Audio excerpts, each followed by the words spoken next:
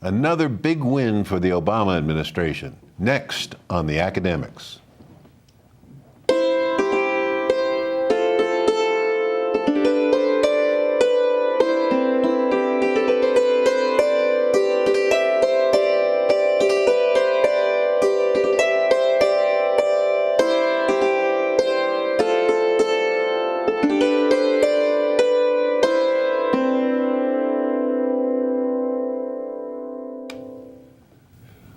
Greetings, I'm Lee Dunstan. Welcome to the Academics.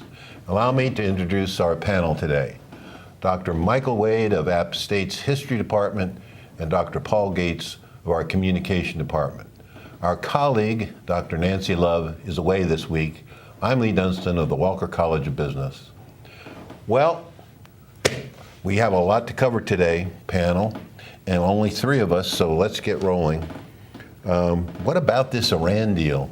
Apparently, it is viewed as a great victory for the Obama administration. I never thought it was in doubt. I thought he was always going to get 34 senators from the Democratic Party. But what about this, Mike? What about the Iran deal? Well, thank you, Barbara Mikulski. Maryland, my Maryland. I had some doubts, frankly. I'm sure that talk show people will continue to argue for the next months and probably all the way through the presidential election as to what this means and will the Iranians play fair. But I think the important thing to remember is that peace has got to be given a chance. It involves risks. And I am glad to see this. Chicken hawks and patriots for profits to the rear for a long overdue change. Patriots for profits, what do you mean? Companies that have, like Dick Cheney's company, that have profited so mightily from these wars, and doubtless would like other adventures. But we need them, don't we? We need them. Are you suggesting we just get rid of all these patriots for profit? No, I'm suggesting that we let them stop trying to run things. That's different. They need to be in the wings, ready to help us defend the country, as opposed to trying to run the country. The tail does not wag the dog. How are we ever going to get to that place with Citizens United, allowing them to shoot millions of dollars into the system? Anyway, Paul, help us here on Iran. I think that Mike's right, that the money's the problem. I mean, the Republican legislature, Republican Congress is going to run this show. They tried to do it. I had some doubt as to whether the deal was going to be going to get through or not. And that was my particular fear, that Republican money was going to derail it. But we squeaked through, at least a squeak. Mm-hmm. So do you think that it is going to be vetoed, or do you think that it will actually end up in a filibuster situation? I think it. Or does it matter? It wouldn't matter ultimately. Right. But I think it will probably be vetoed, and then the president's veto will be upheld. Right. Okay. Right. You agree, Mike? Yeah, I think I do. I think filibustering's pretty unpopular right now. This Congress suffers from rightly from its having a reputation of being a do nothing. Some would say Congress. it can't suffer enough. Some would say. Okay, in Moorhead, Kentucky, the clerk of court has been ordered to go to jail by a federal judge appointed by a Republican president. What about it, Paul? I think the Republican appointee is not a surprise. This has certainly happened before. I hope nobody was banking on that. I think the law is clear. I think Kim Davis would do very well in Iran. Well, help us understand what it is she refused to do. Well, she's refused to issue marriage licenses to gay couples, and in saying that her conscience prevented her from doing that, and that she would follow what she considers a higher authority and not go against her biblical beliefs. But let's be clear, though, her lawyer said that all he was asking Judge to do was to give her an accommodation. And the accommodation that he was asking for was that she didn't have to have her name on the licenses, that she could maintain her position as the clerk, but not have her, John Henry, on the licenses. And so to some that seems like a reasonable accommodation. What do you all think? The judge, I think, concluded, oh no, this is a question of following the rule of law as handed down by the Supreme Court. That's right. I think that is true. You don't accommodate the law, you follow it. And I think allowing a loophole there to get around the requirements of the 14th Amendment, I think is just unconstitutional. Mike? Well, let's be clear what she's either in jail or going to jail for. She's in jail as we speak. Good. She is Really? not. Yes, good. She is not in jail for her religious beliefs. She is in jail for using the government to impose her religious beliefs on other people. She's also in violation of her own oath of office. Well, I mean, hold it. It's possible to be in jail because of your religious beliefs and because you're imposing your religious beliefs on others, isn't it? Can't those two things exist simultaneously? No, because of the second part. She's violating her oath of office when she attempts to impose her religious beliefs in violation of existing law. What law? You mean the Supreme Court? The Supreme Court, that one. Yes. Well, Huckabee, Governor Huckabee, presidential candidate, says that they're acting illegally. And Ted Cruz says that they're tyrants. Well, that's what the segregationists said back in 1954. Paul? Good company. Yeah. What about these guys? They're claiming that the Supreme Court is acting inappropriately and acting as Ted Cruz said they were tyrannical, quote unquote. Well, this isn't the first time Cruz has taken that tack. You know, they've talked about recalling justices and term limits and all that kind of thing, just because they have a problem with the progressive wing of the court. And they are all sorts of contortions here to try to excuse and get around legitimate court rulings. Mm-hmm. Let's have a little bit of local context here. There are 7 people in this county clerk's office. 6 deputy justices, the clerk, or excuse me, deputy clerks. The clerk herself. One of the deputies is her son. Before the current clerk took over, she was her mother's assistant. So this is a sort of nepotistic little family dynasty going on here.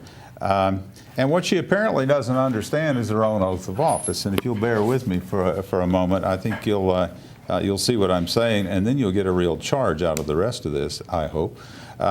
Here it is. This is the oath of office she took in Kentucky. I do solemnly swear that I will support the Constitution and the Constitution of this Commonwealth and be faithful and true to the Commonwealth of Kentucky so long as I continue a citizen thereof, and that I will faithfully execute the office of county clerk according to law. And I do further solemnly swear that since the adoption of the present state constitution, I, being a citizen of this state, have not fought a duel with deadly weapons within this state nor out of it, nor have I sent or accepted a challenge to fight a duel with deadly weapons, nor have I acted as a second in carrying a challenge, nor aided or assisted any person thus offending, so help me God. So she's violated her own oath. She's violated her word. She's been involved in a duel? No, this is old Kentucky stuff, probably dating back to Henry Clay. If Judge Bunning hadn't sentenced her to jail, she might find herself in a duel with some of her petitioners. So she has sworn to God to enforce this law. We're supposed. She typifies the persecution. But let's be clear. Complex. Let's be clear what her official position is, though. She's saying that the law of the United States is the Constitution of the United States. The First Amendment gives me freedom of religion. I am engaging in an act of conscience by refusing to have my name on a marriage license with respect to a marriage that I consider to be an abomination under my religion. Her position would be perfectly correct were she not the clerk of court. And make that distinction. She is free to exercise her own bigoted views in her private life. She forfeits that right when she takes the oath of office that Mike just read, and when she performs, swears to perform the duties of that office. And the remedy is for her own dilemma is right in front of her.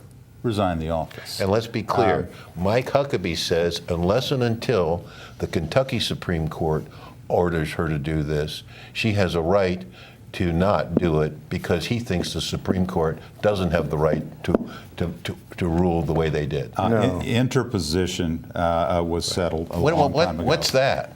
The idea that a state can interpose itself between federal law and the citizens of its Well, that's what President Huckabee is saying. Well, good for all of us, right? Hunting season on cops. What about it? Are we about to shift sympathy away from Black Lives Matter to Cops Lives Matter? Paul? No, I think it's the media atmosphere. It's the lead up to this that set the stage so that when something like this happens, an offender, a fugitive, shoots a police officer, that it automatically now makes news.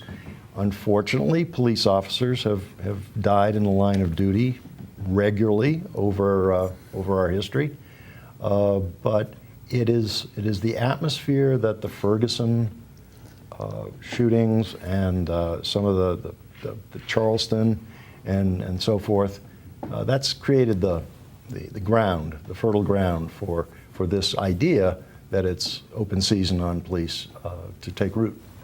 Mike? well, I don't think it's open season on police, but I will say this: the killing in Texas, especially, provides a really good opportunity to send a message in case anybody thinks this might well be open season.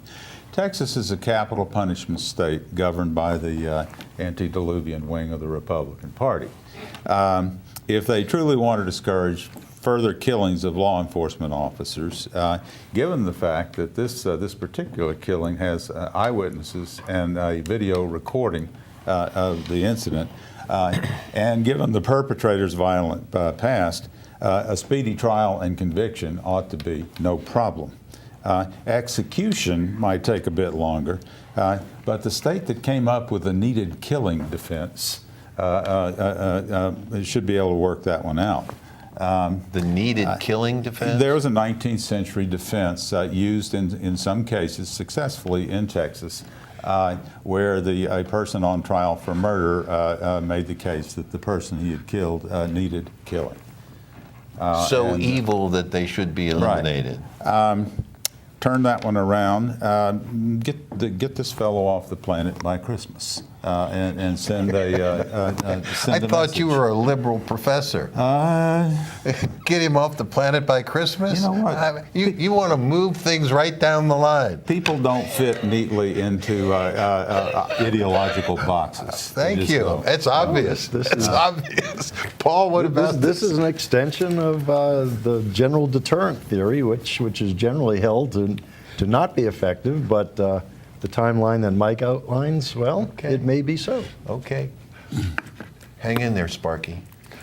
What about the way in which the polls are showing Ted Cruz and Ben Carson are moving up in the polls, moving toward the leading light of the Republican Party, Donald Trump.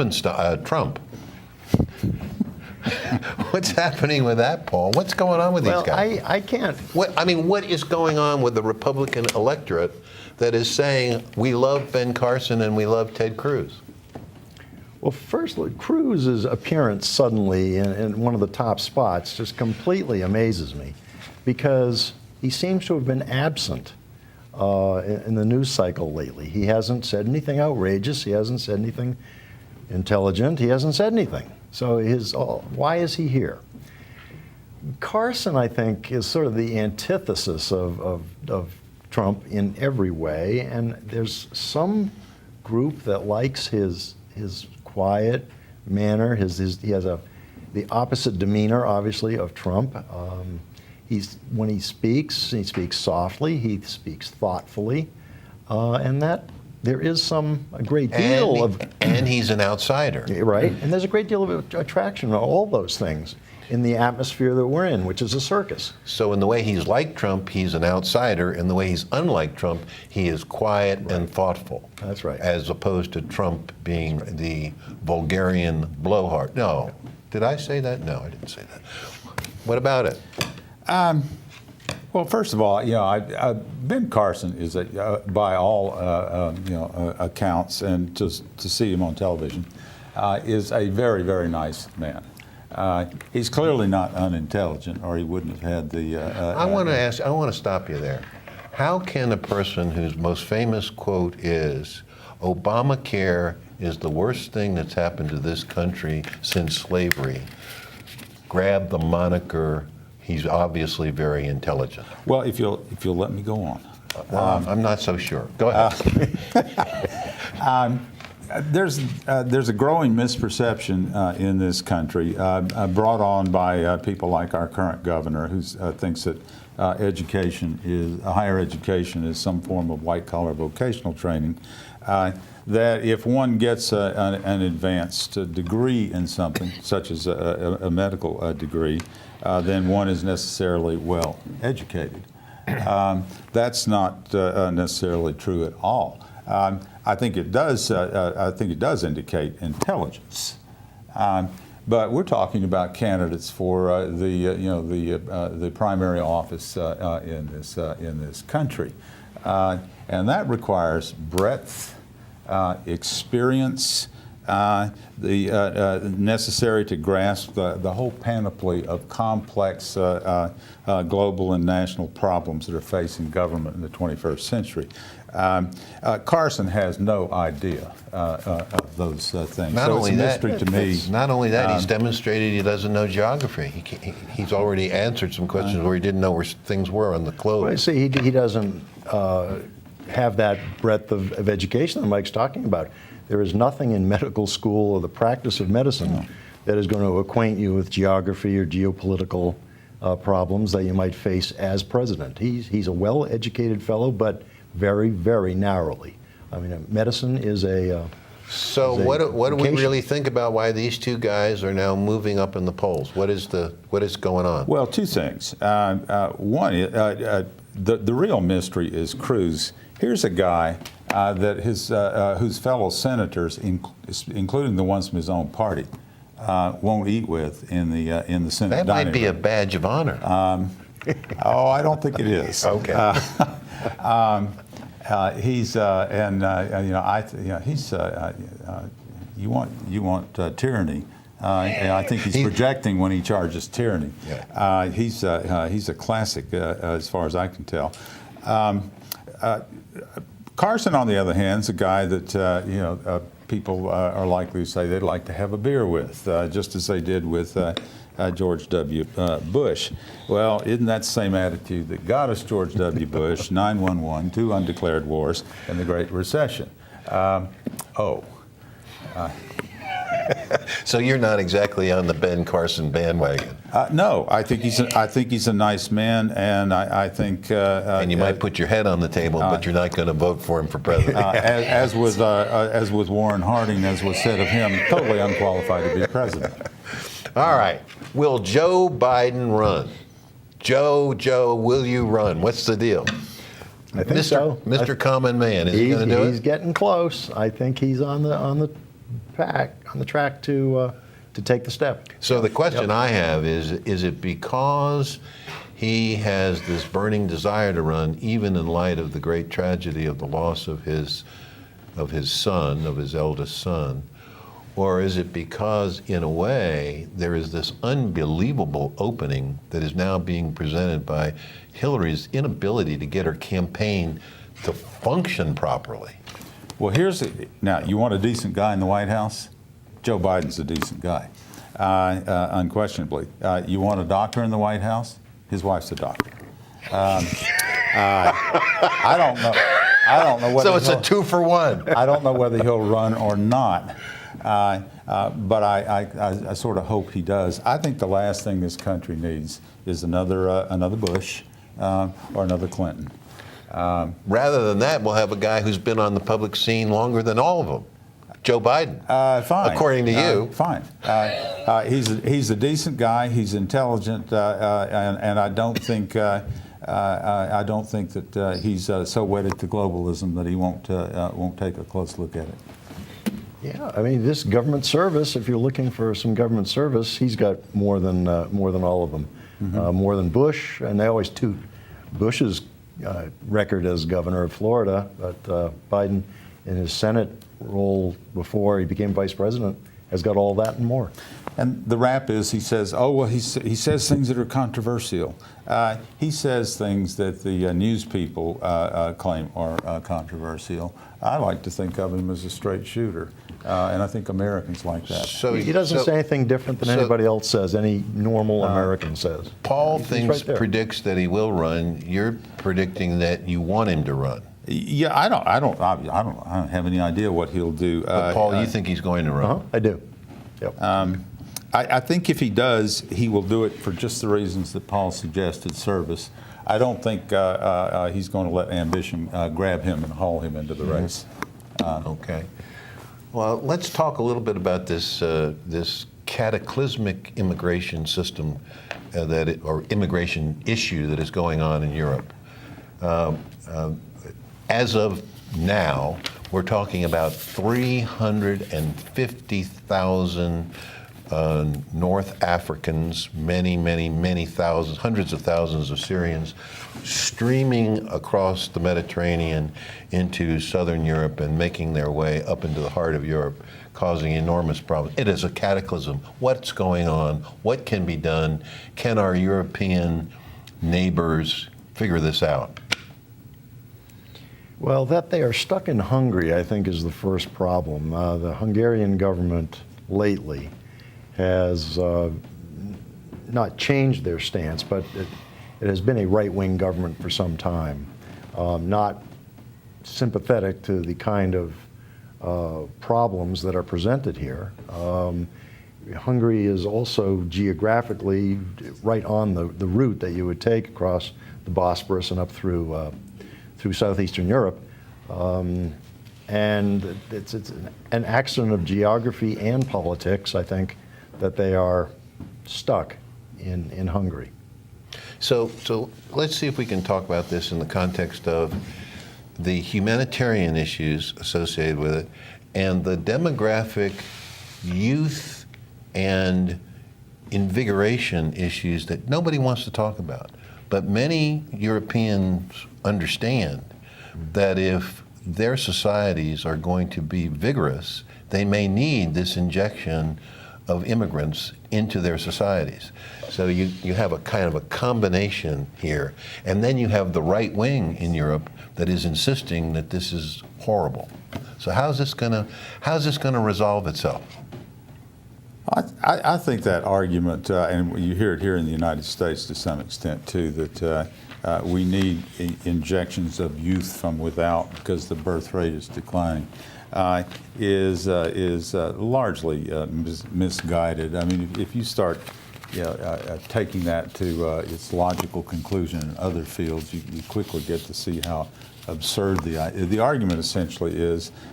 We can't do for ourselves, so we need the unclad and unwashed from other places. And I'm not meaning to demean them by saying that. It's just it's a silly argument. Well, wait a minute. It's not such a silly argument if you do the math.